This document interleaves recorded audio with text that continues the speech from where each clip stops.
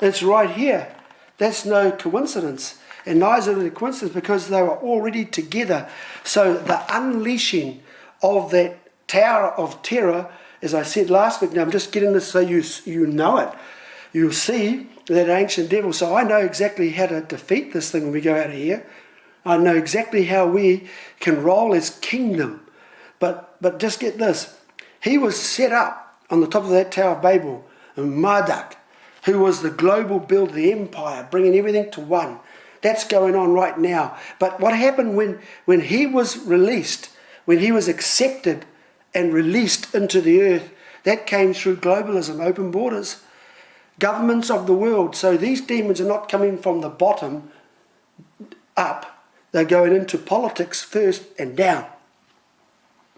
So that's why the church, who has been deluded in thinking that we don't touch politics, we don't get into... Look, people say, should church and state have a mix? And I'd say, well, separate. And I'd say, well, in some things they are separate. The church and state are separate in some things.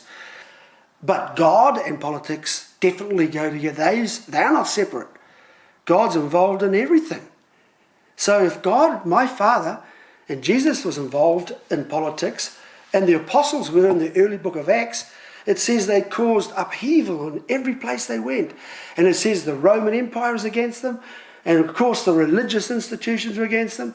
And the Gentiles, that was all the people who didn't take any really credence to Jesus Christ, or they were just neutral and they just believed whatever. They were against them too. So they have every organisation rose up. And it was demon inspired. And they fought the apostles and the early church to try and intimidate them, to get fear on them, but most of all, to doubt themselves and their leadership, and every one of them, to thinking, this is not right.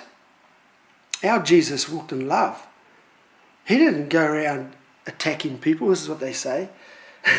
Really? He started very early in attacking in the church. He attacked the money changers.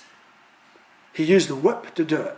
These were people who were actually out front, rorting and using stuff and not doing it properly.